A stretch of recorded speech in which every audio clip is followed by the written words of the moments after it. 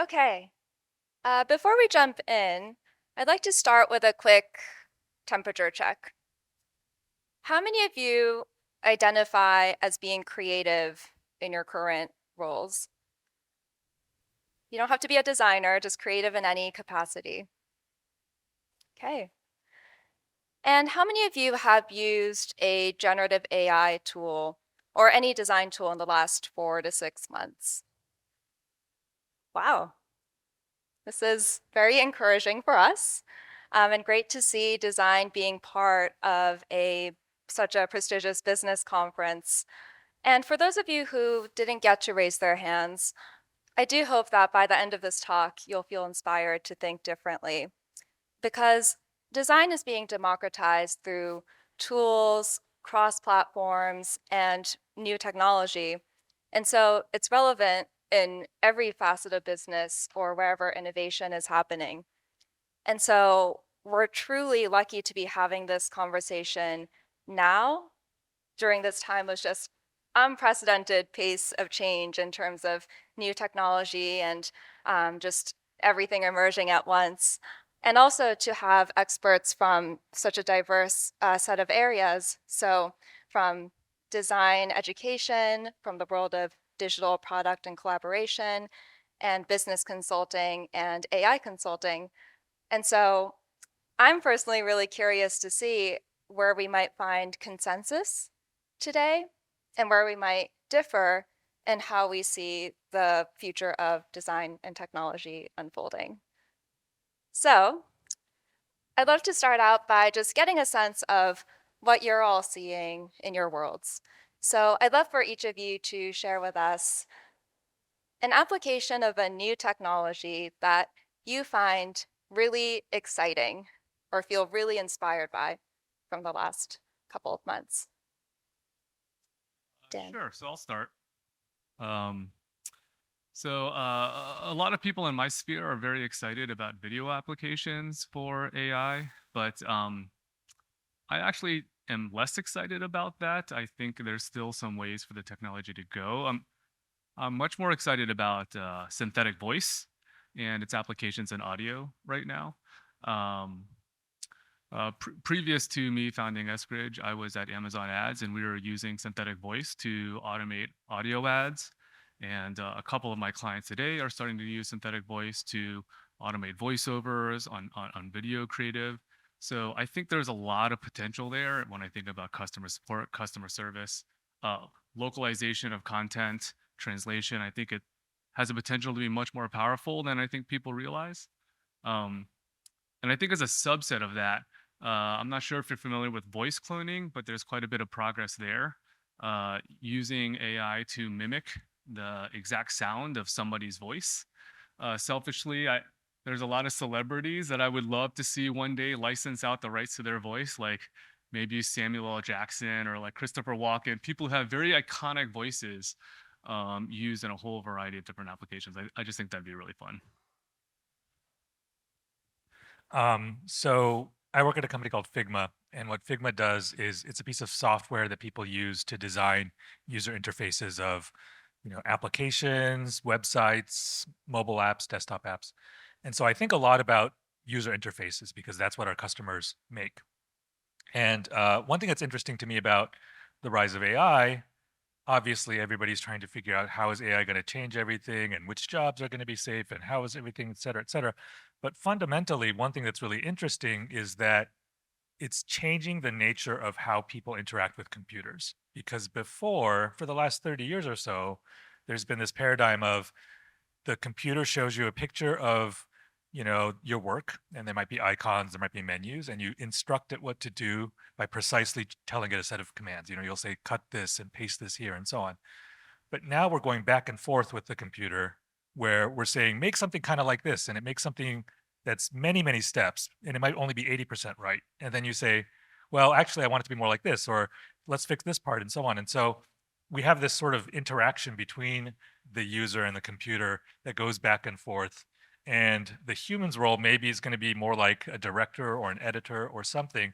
We don't really know where it's going to land, but fundamentally it's very different than what we were before. And so now we, as people who make software for user interface design, we have to think about, well, how do we help people do that, which is very, very different than before. I'm also curious to know because we're also starting to see a post-screen future with Apple Vision Pros, like the AI pins from Humane. Is that something that's on your mind? Yeah, absolutely. I mean, so there's a lot of hardware that's coming up right now. So my background is before, way, way back in the Stone Ages. I started out, my first job after grad school was at a company called General Magic, and they were trying to make a communication device that wasn't successful ultimately, but had a lot of the attributes of our smartphones today, right? So you carry it around and you do email and surf the web and so on and so on. And so the devices we're seeing today are the beginning of something new, I think, right? So we have these glasses or AR goggles or AI pins, and all of them. It's very easy to point out and say, well, what's this for? It's too expensive or whatever. But it's been a long time since people have really tried to make new hardware in a radically new mode than before, and so it's interesting to see that happening all at once, and we'll see where it goes.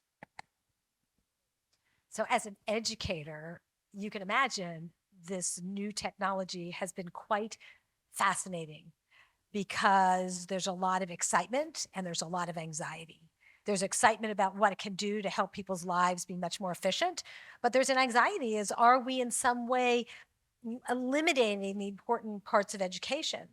I love this quote that is, I looked it up and I think it's attributed to many different authors, something to the effect of, I don't know what I think until I see what I write. And the fact that writing, for example, is a form of thinking and it's a form of processing and really unpacking different ideas. And if you give that job up to a computer, are you giving up your own agency? And so what I've seen work really, really well, and for people to be very excited about, is to think about the computer and the software and ChatGPT, for example, as a thought partner. In fact, I was talking just earlier with my student, Tomo, who's in the audience. He's here and he would love to chat with anyone later about how he uses this, but all the different ways that students are using these tools as thought partners. He was telling me earlier that he asked ChatGPT to take on the persona of different people, the professor, the chairman of the board of a company, a particular expert in a field, and to have a conversation with that person from that perspective. I mean, what could be more exciting than that? I know, though, that I've talked to students who say that they assume that the AI tools are not allowed in a class unless they are explicitly told that they are allowed to use them. So we're through this in this very, very exciting moment where we have this brand new toolbox and are trying to figure out how to use it. I love that idea of role play too, because I know a lot of creative agencies as well sort of uses as a thought partner to play the role of a client or someone in an industry or some sort of target persona. So that's great to hear. So, of course, there's all this innovation, right? And so it's understandable that companies are feeling the pressure to not miss out on this next new wave of technology. And so we see a lot of companies scrambling and chasing the new shiny tech. But sometimes it's difficult to know what's actually worth the investment because you have to put so much energy and resources into it. So, Sho, as someone who's directly in the weeds of making these decisions from the product side, what is Figma's decision process like when it comes to deciding what new features to build and how do you know what's worth the squeeze and what's not? That's a good question. So it's complicated. Deciding what to do is probably the most important thing that any organization can do, right? I mean, how you do it, getting to a good result is, all that's important, but then the deciding even what to choose to do. And I think there's no magic formula for picking correctly.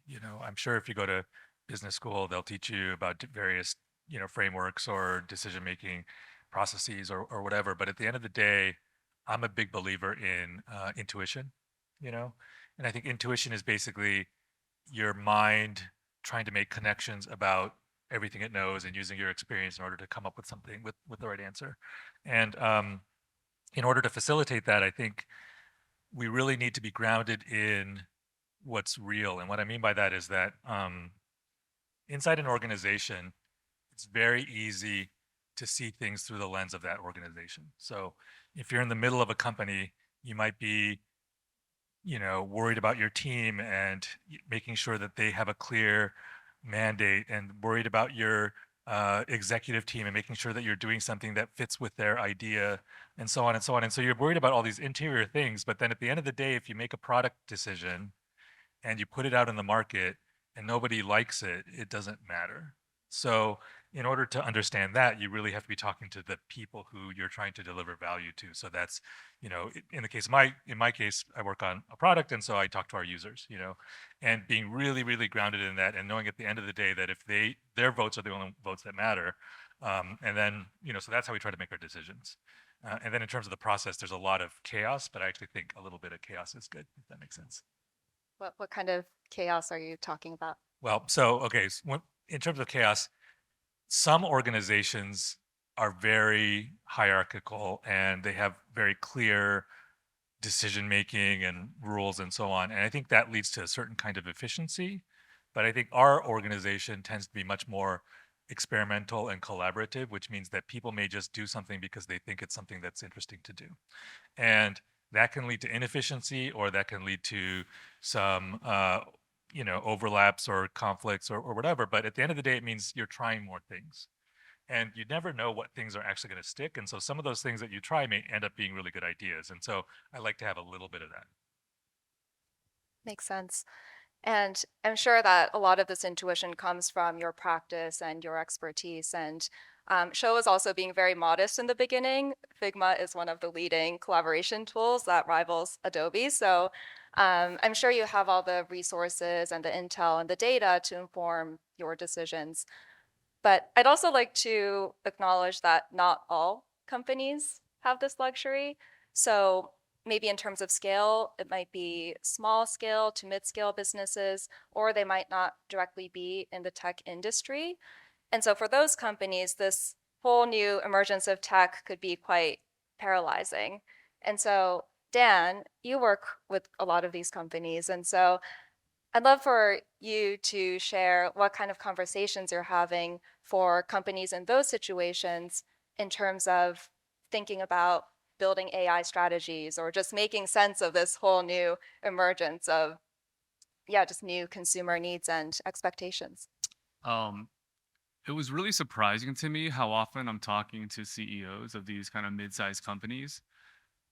Just earlier this week, I was talking to the head of a regional bank, and almost verbatim, he said, "I feel like we should be using AI, but I don't know where to start."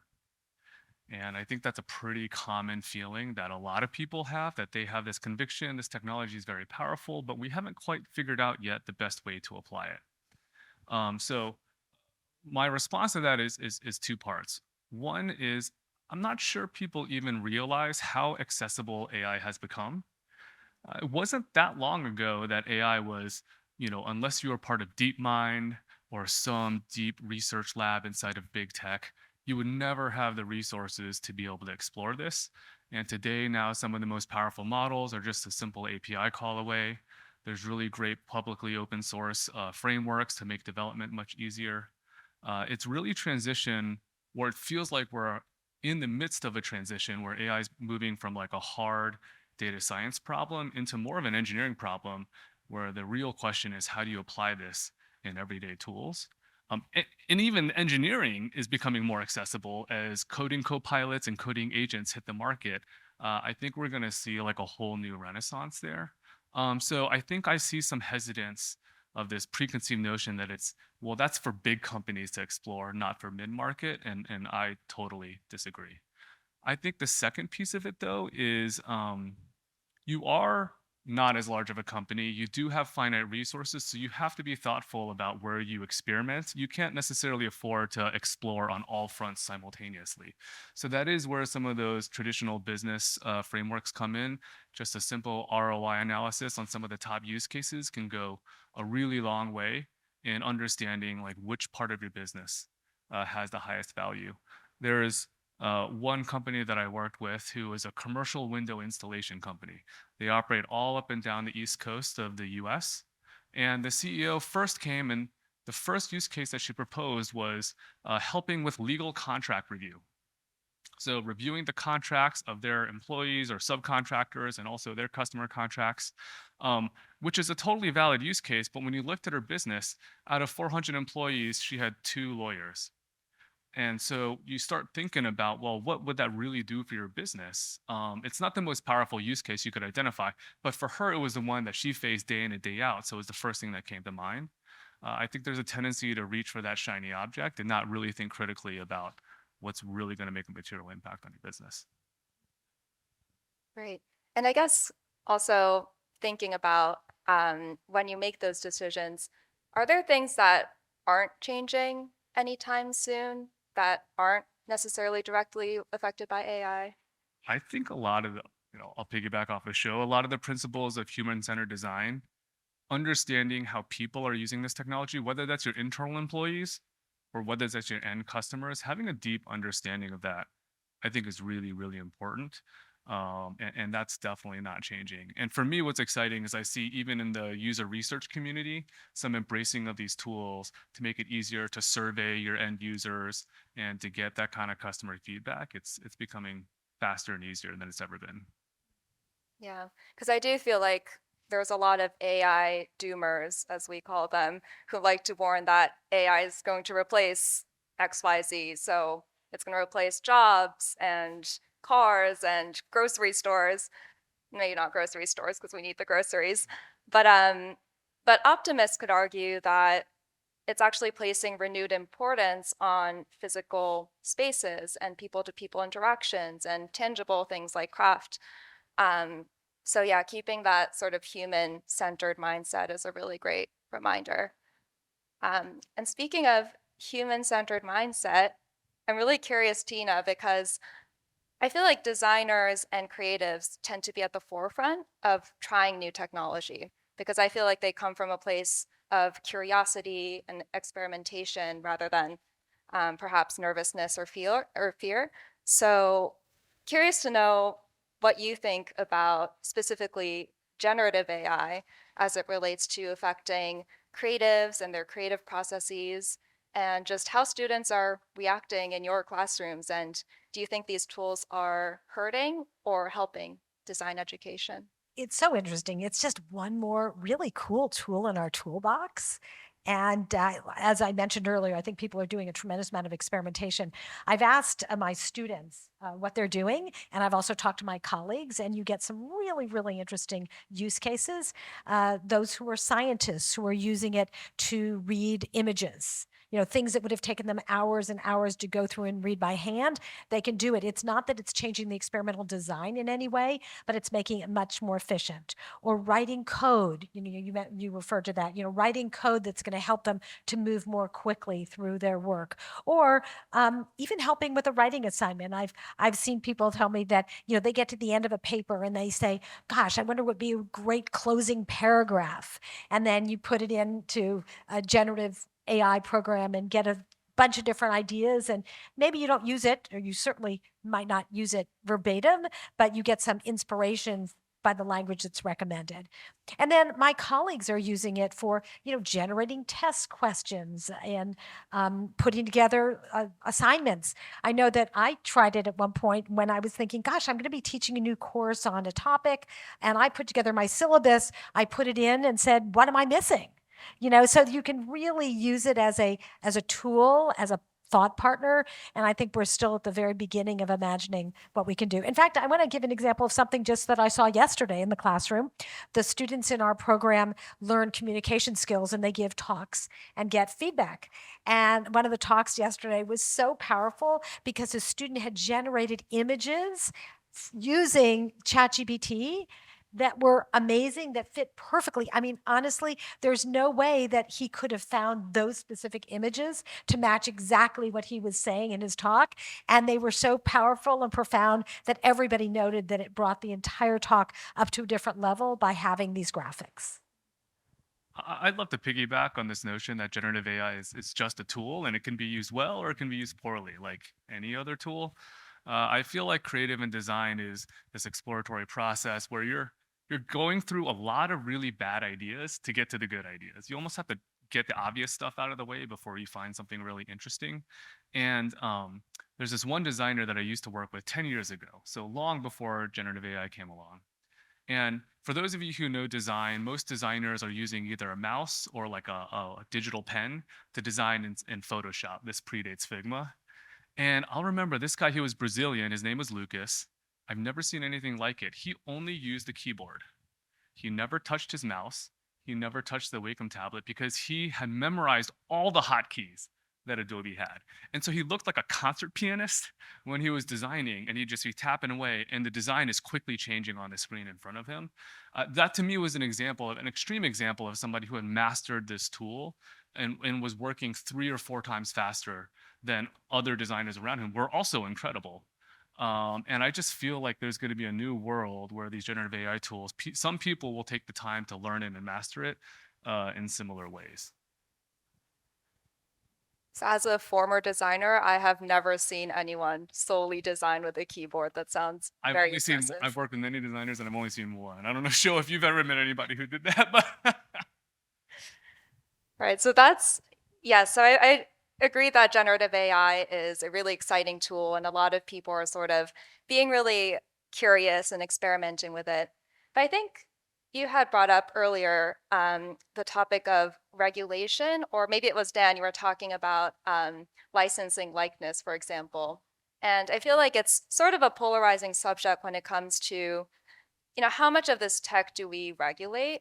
And some creatives, like when I think of musicians, I think of Grimes, who has created this new business model where she leverages AI to license out her likeness, her voice. But then there are other creatives who are demanding that they get compensated by these big tech companies that have used their work to train their AI models.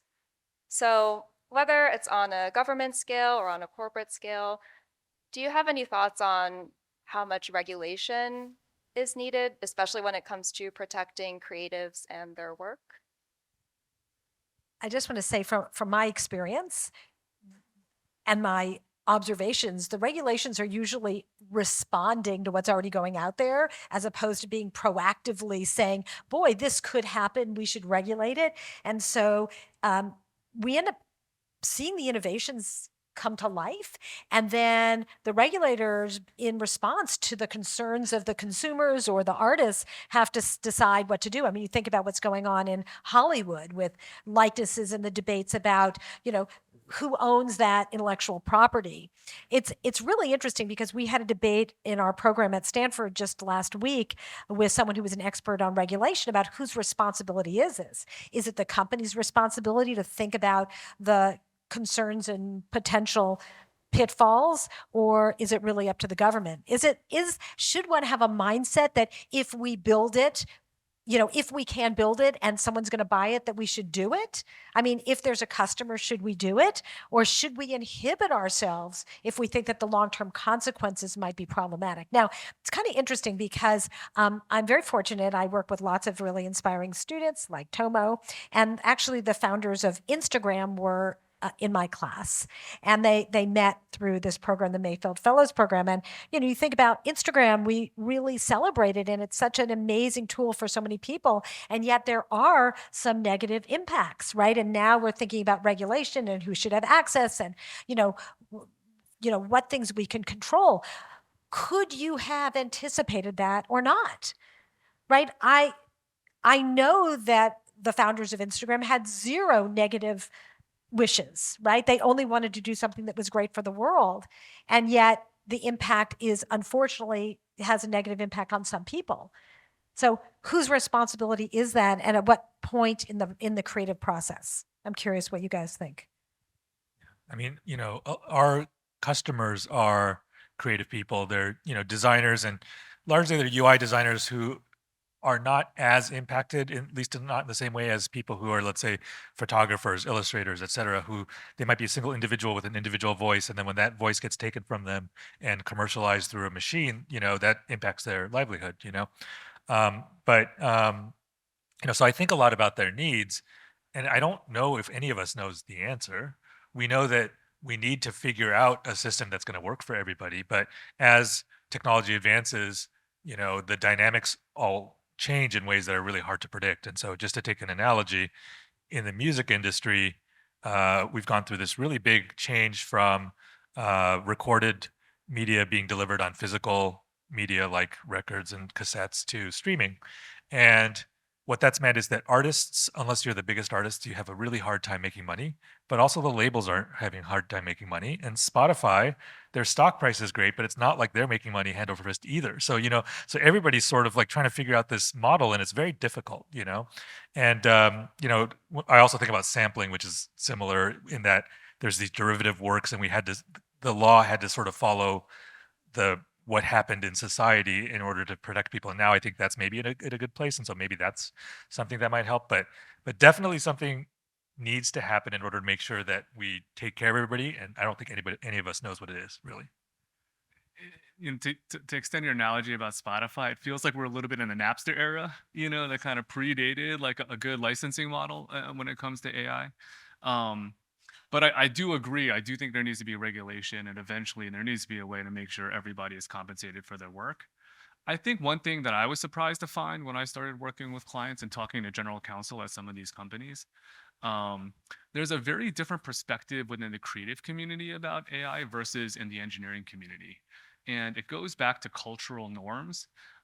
In technology and engineering, there's been a long history of open source contributions and putting your code out there publicly on GitHub, what have you. So I just hear much less concern from engineers about the usage of their work inside of large language models compared to journalists, writers, painters, what have you.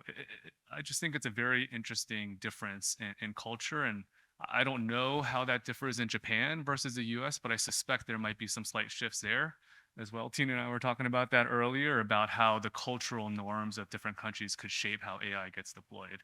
I think it's super interesting. Yeah, the cultural differences are really interesting, and I'd love to hear from the audience too, whether there's a difference between US and Japan. But I guess this also brings up the question of ethical design, right? And maybe, Dan, I'm curious to know whether you have any conversations with businesses when it comes to making sure that ethical considerations like inclusivity or safety are at the core of what's driving these businesses when they're implementing this new technology. Transparently, that's not top of mind for a lot of these companies. I think they're even figuring out the what, not the how yet. But I do think there are a lot of practices that have been put into place around inclusivity and safety um, that could apply, right? So, for example, accessibility and making sure you're designing for accessibility, that has to be made as a process where the designers are thinking about it and testing accessibility as a part of their design process. Or the QA team should be checking it, before any kind of code is shipping. Um, and I also think that companies that are serious about this, they will think long and hard about the KPIs around whether they're going after inclusivity or what have you. When I was at Amazon, one of my teams designed stores on behalf of brands on Amazon.com, and they set a goal to improve the representation of the work that they were putting out into the public. And we didn't necessarily meet that goal due to various factors, but you were able to see quarter over quarter we were improving along that vector. So I think the companies that are serious about it's a part of their mission. They'll incorporate it for sure. That's good to hear. But I'd also like to quickly zoom in on one of those aspects. So when we speak of inclusive design, I'm curious to hear a little bit about challenges with ageism, because I feel like that's something that comes up in the world of tech, and not to, be ageist, but and I'm curious to hear, Show, your thoughts, because I think it's especially prominent in, no, I'm serious, and Show, I noticed that you're old. Would you like to speak about ageism? no, not, I'm just saying that when it's noticeable sometimes, and I think digital collaboration spaces, right? Where I think some segments, and i.e., younger ones usually, the younger segments have adapted pretty well to work across platforms and sort of navigate these digital environments. Whereas I think some others, older or those who aren't as used to day to day tech, just using tech tools in their work, I think they feel that perhaps they're being limited or aren't able to fully participate. And so I'm just curious to know how Figma's thinking about inclusive design and yeah, how do you address these challenges? That's a really great question. You know, I don't know if there's any concerted kind of understanding about how to be inclusive in terms of ageism in design.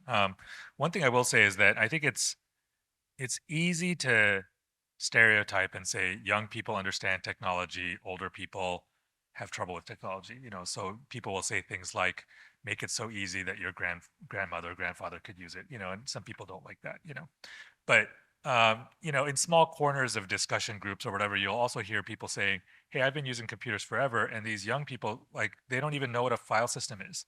Like, I asked them to put this thing in the folder or to find it on their hard disk, and they don't even know what that is. You know, because there's so many applications now that where the application is the interface to your content, and so therefore people don't really think about storage and things like that. And so I do think that different people do fall into different pockets of understanding about technology, but that's a little different than saying, you know, old people don't get technology, young people do get I technology. Yeah, apologize. no, no, no, I'm just saying, you know, but just in terms of how to think about it, you know. And then I think for all of us, um, the ideal is to make software that is so easy to understand that it comes naturally to everybody, right? And so, um, you know, when something works well, you almost don't notice it. I could go into some examples in Figma, but it's very technical, having to do with exactly how designers do this and exactly how they do that and so on. But sometimes we'll spend months and months and months on something and really make some deep changes. And then at the end of the day, the hope is that at the end of the day, nobody notices because it just works so easily they don't even see it, you know. And there's I kind of feel like the rise of AI and those types of paradigms, they kind of point to that a little bit, you know, is if you can just sort of say what you want it to do and the computer understands you and just does it. And then when it's not right, if you can easily fix it without being an expert, like, isn't that what we wanted? The kind of interaction we want to have with our computers, you know? And if we want to make that for everybody to be that easy, then I kind of feel like that's the way to get out of this trap of like technology is changing and old people don't understand it and whatever. You know, still Yeah. Yeah. I think it's I think it's quite funny though, because technology changes so quickly, especially software, because we can, right? I mean, I just thought it would be fun to make a movie where every day your toaster changes its interface. I mean, we would be super frustrated, right? I mean, if every day your hammer worked differently. And yet this is the world we live in where things are changing so fast. I know you get it, right? Things are changing so fast. It's just so frustrating that sometimes you have a tool that works brilliantly and you love it. And then all of a sudden you go back one day and you're like, what? I mean, listen, I drive a Tesla and then they download new software and I don't know how to run, like I can't start the car. I mean, it's just is crazy. So I think there is something that's a little bit of a challenge we have is because designers are designing constantly and pushing new software. I think at what point do we not do that? You know, when do we decide not to do that? I just, you know, you're talking about tools that are so intuitive to use, you know, that you almost don't even notice you're using it. And um, it has occurred to me the more time I spend staring at AI that it's not there yet. So on the one hand, AI is incredibly easy to use for very basic tasks, but anybody who's had to research how to write a prompt and how to get the AI to do exactly what you want, that's work. Like you had to go looking for the exact right prompt and you start looking at it and it almost starts to look like coding. Like first do this, then do this. If I wanted to write code, I would have just gone into an IDE and wrote the code. So I feel like to your point about the intuition, I do think that AI has a lot of room for improvement to just truly get to that seamless and visible layer. But I do think this idea of having it be so easy that you don't have to think about it, a lot of it does call to AI, but it doesn't have to just be AI, right? You know, like I just want to get in my car and push the button for the map and just say the thing that I want to go to and have it tell me, you know, how to get there, right? You know, and then if there's an accident, it tells me, oh, you should go this way instead of that way. All that's automatic, you know. And in the old days, you might have had to go to a specific place like MapQuest and like print it out and do this and do that. And then if anything changed, you wouldn't have access to it. If you wanted to find a gas station along the way, you'd have to like really do this and do that or whatever. And now you just like push the gas station thing and it'll tell you these are the options on your way. So I think there are interfaces that can come to you, if that makes sense. It's just funny because I was talking with a friend of mine, a colleague yesterday, about how we were being a little nostalgic to actually using paper maps, right? And where we actually knew where we were going because we actually saw the entire picture in front of us, and where people showed up on time because when you said, I'm going to be there at 11 o'clock on Friday, that you had to be there at 11 o'clock on Friday. You couldn't 5 minutes before send someone a text and say, sorry, I'm running late. So, it's interesting how our entire lives have shifted and the way we've changed the way we engage with the world with this new technology. Yes, I think this is all really great. And I feel like you're all touching on something which is upskilling as well, because I think we've been talking about the user so far, but also recognizing that it's a lot of work for designers and practitioners to also keep up with the demands. And I think it's actually the Singaporean government that recently introduced funding for employees over 40 to upskill. And I think especially in the tech and design space, so that they better prepare their workforces for the future. So I'm curious to know, maybe show at Figma, how are you encouraging your teams to continue learning, to upskill, and get ahead of user demands before they even know they need it?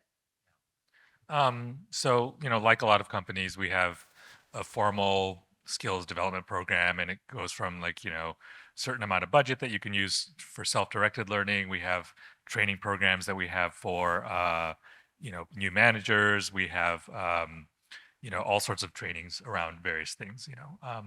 But I think the the bigger picture is, you were talking about like mid-sized companies a while back, and it was making me think about how large companies and small companies and mid-sized companies can be different.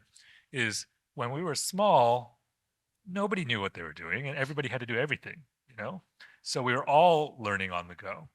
And I think the spirit of the company that we want to keep is that even though we're now quite a large company or mid-sized company with a really, really big footprint, we still want to keep that ethos of, you know what, you don't have to have this pedigree in order to do this job, is let's go learn it and let's go figure it out. And so that I think that culture can really help a lot with people feeling okay with, okay, I'm going to learn this even though I'm not an expert yet. Yeah, that's really encouraging to see. And also, I mean, that's what Figma does too, right? Because as a designer, design tools used to be reserved for designers and creatives. Now it's project managers and strategists, and everyone's in the same document. So yeah, that's super encouraging. Um, and so I guess speaking of education too, Tina, I'm actually curious to know whether you've seen any trends or changes in the applicant pool at Stanford when it comes to continuing education, whether it's age or different motivations, or if there's anything there. It's a really good question.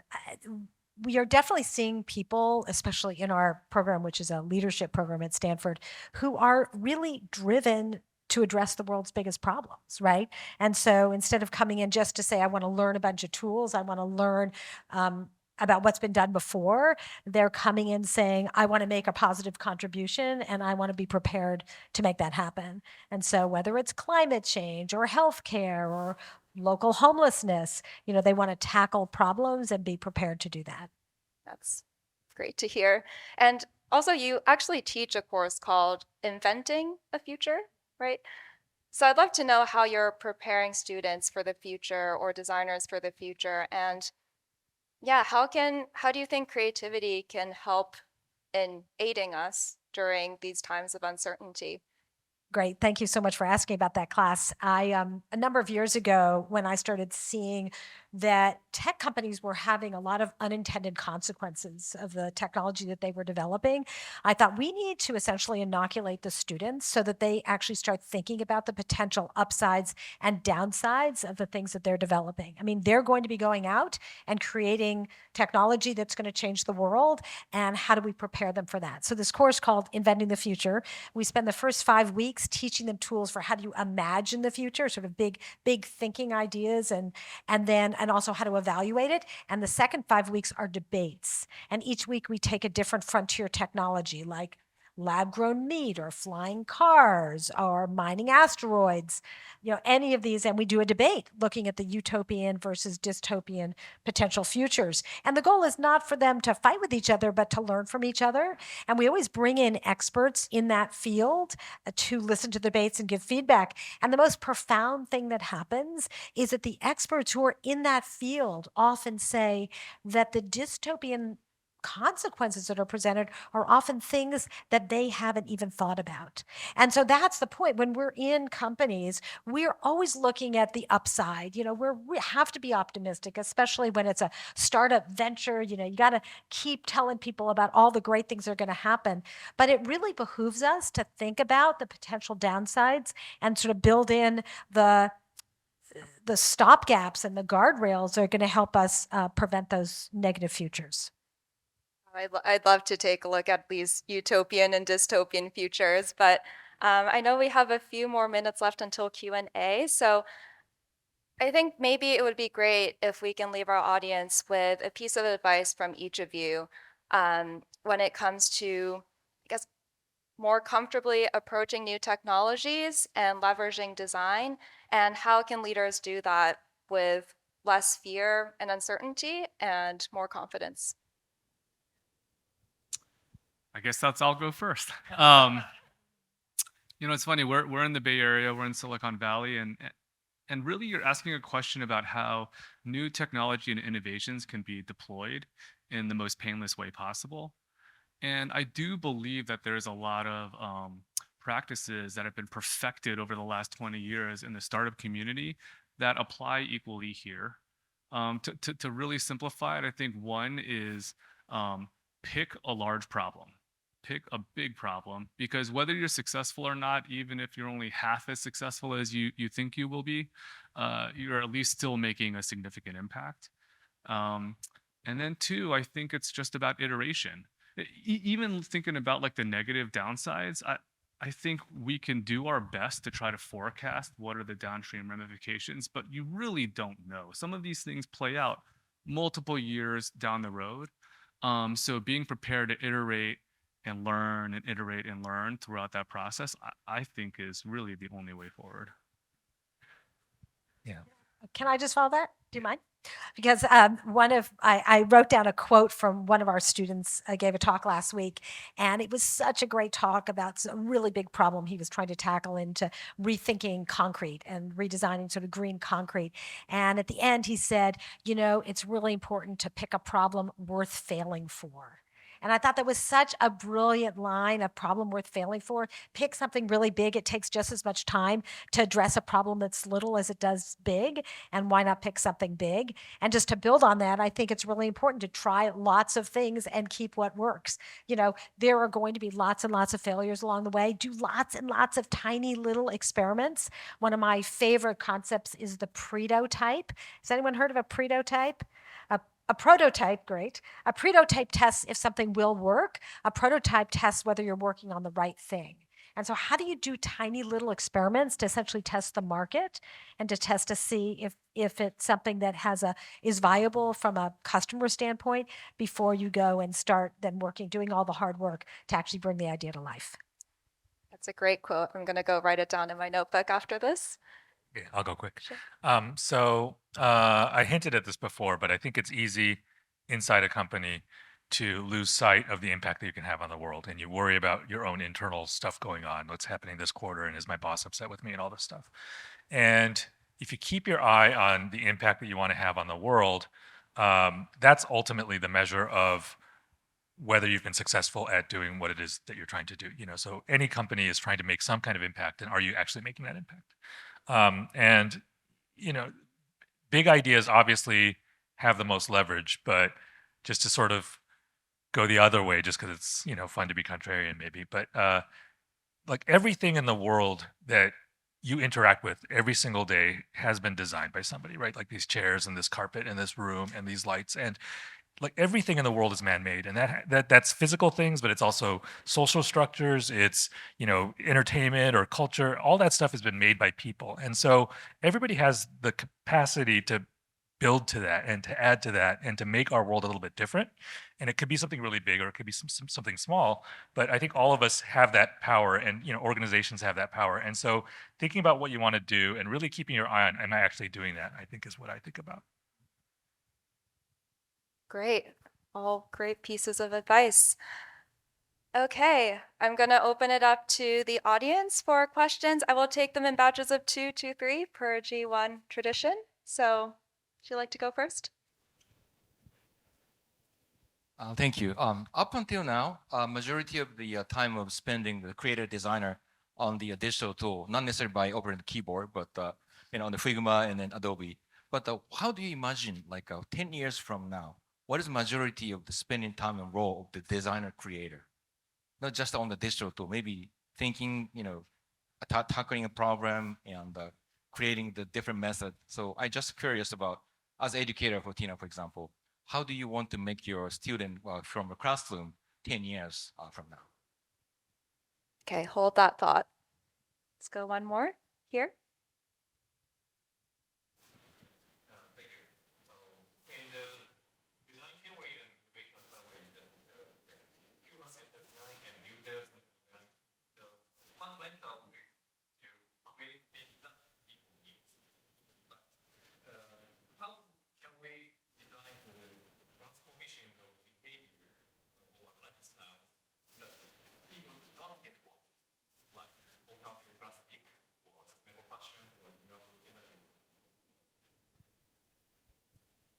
I'm happy to take stab at the first one, and maybe these guys will build on it. I am a huge believer that we have to spend our time framing the problems correctly. Oftentimes people spend a lot of time working on the wrong problem as opposed to spending the time questioning the questions they're asking. And we really, if the better tools we have for solving problems, the more time we should be spending making sure that we are solving the right ones. Yeah. As for design tools, you started with specifically like, Figma and Adobe and different tools and what people do. So one thing I've noticed is that, so Figma as a tool is largely for designers, and we have some features that let you see what the code might be for design. And generally speaking, the coders are like, that's terrible. I don't want that. I can do that myself. And meanwhile, we also have, explorations into, well, what maybe AI could help you with your initial designs. And the designers are like, I don't need that. I could do that myself. But I think what that means is that actually the tools can help supplement where we're not as strong. So for example, somebody who's stronger on the programming side might get some design help, but somebody who's strong on the design help might get some help in implementation. So I think the tools will help supplement and make all of us sort of more well-rounded. And I also think that creative tools are going to be really rich sources of ideas. So they might come up with 15 different ideas, and you might then go off in this direction and then refinements and so on and so on. And so your job is to navigate that space, and the computer's job is to maybe help you get there faster. Yeah, I'll take a stab at that first question as well. I think there's lots of different kinds of design that I've come across. There's sort of that big formative moment where whether you're designing an application or what have you, that like, what's the key interaction model? What's going to drive people back here? That requires a lot of deep thinking. And then once you've made some of those hard decisions, then there's a lot of execution of that design across all the various screens, all the various surfaces. I'm optimistic that in the future, designers will be spending much more time thinking about the former, and that the tooling will make it much faster to then deploy across all the different touch points that you need to. At least that's where I hope things go. There was also a question about designing for what people don't know that they want yet. I think that's a tricky one. Show, I mean, I feel like you would be the best person to answer that, but I'll take a stab. I think it's about understanding people's behaviors and understanding what their underlying needs are.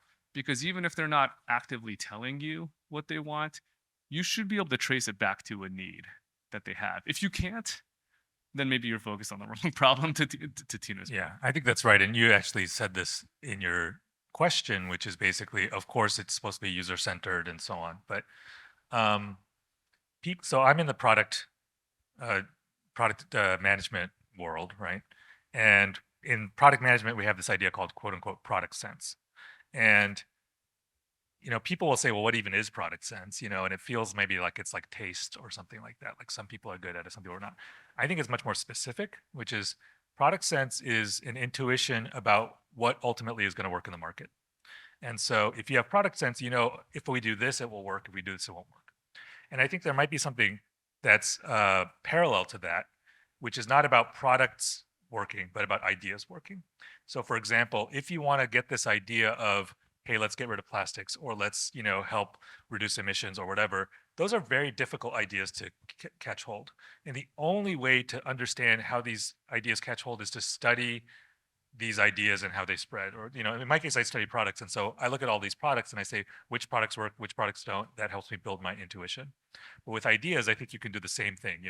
Why is Greta Thunberg able to sort of get her ideas out and other people aren't? Why are certain ideas viral and certain ideas aren't? And then that will help you build your intuition, I think. And it's kind of interesting because people often use focus groups, and focus groups are pretty good, I understand, for incremental. Do you want this blue or red? But for big changes, people often just don't know. They don't know what they don't know. I understand that ATM machines failed in focus groups. I mean, people are like, what do you mean? I need to go to the bank and get my money. I don't trust a machine.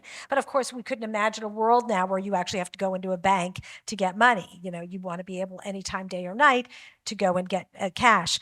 I also think about when cell phones came out. My husband bought me a cell phone. I was like, why did you buy this? This is one more gadget. I don't need this. I didn't know until I had it in my hand and was driving, back and forth to San Francisco, that like, oh my gosh, 2 days later, you would have had to peel it out of my hand. And of course, the rest is history, right? Now we don't walk around without a cell phone within a couple feet of ourselves, right? But oftentimes people just don't know. And so it's really interesting. You have to sort of get it out there. And prototypes are a good example of that. I mentioned those earlier. My friend and colleague, Jeff Hawkins, who invented the Palm Pilot, he started out with just, a block of wood in his pocket. Would I carry this around? I mean, would I carry the wood around? Anyway, is that the fact is you can do little tests to see, because there might be some aspect of it that doesn't work. It might be that the concept, because the Apple Newton came out before and failed because it was the same idea, but it was too big. So sometimes it's not even just the concept, but some factor in it that's going to lead to it not being successful. And just last thought on this is, think about Zoom. I mean, we used it as kind of, when we needed to before COVID, but then the pandemic hit and all of a sudden our entire worlds turned upside down and it became something that was indispensable. So sometimes externalities affect our willingness to adopt new technology as well. It's sort of tangential too, but I'm not sure if this is something you've been hearing, but I've sort of been hearing about not user-centric design, but community-centric design. So user-centric design is you have a target user, which is very singular, and you sort of design all the needs around them. But community-centric design is stepping a little bit wider. So thinking about not just one person, but people as a whole. And I think this is probably more for bigger, like neighborhood-based projects or community-based projects. But because when you're just focusing on one user, you might be excluding a whole group of people and in some cases affect them negatively. So it's like, how do you step back and take the big picture into consideration? So not sure if that's just my circle, but another school of thought. We might have time for 1 or 2 more questions. Yes.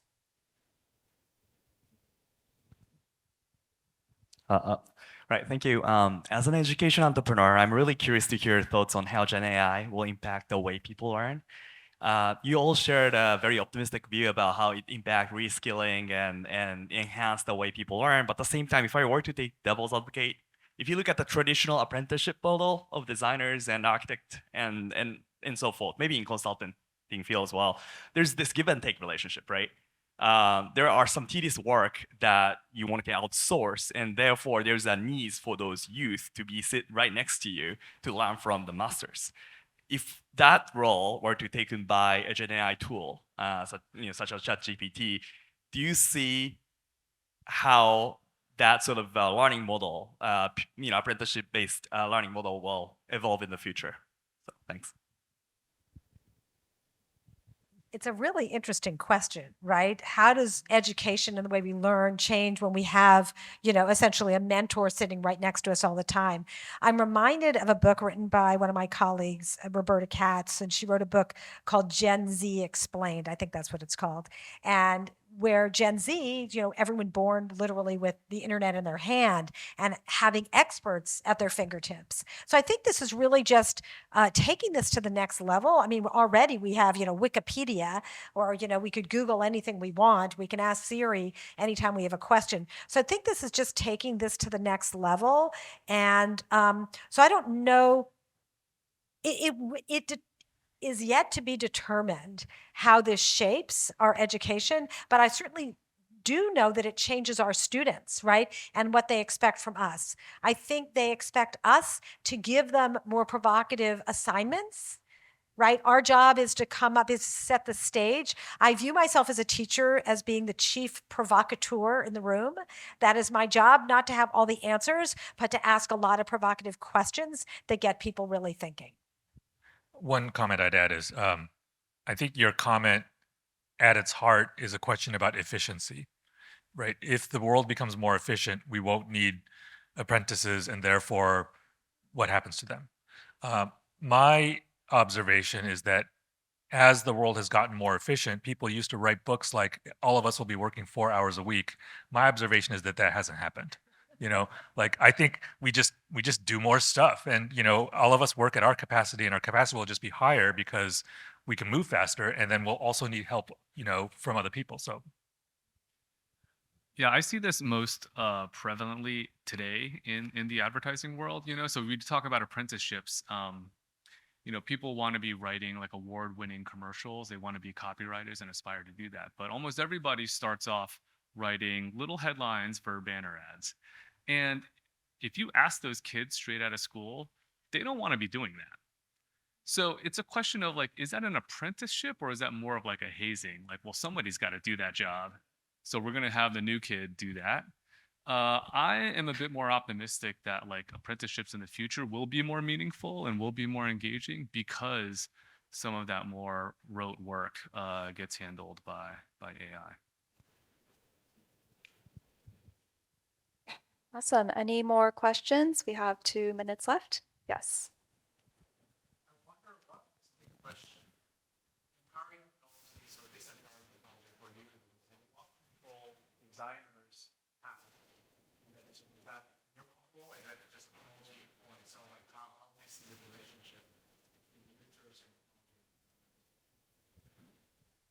So the question, as I understand it, is, some technologies feel empowering and disempowering, and like what distinguishes them, and how should we think about that?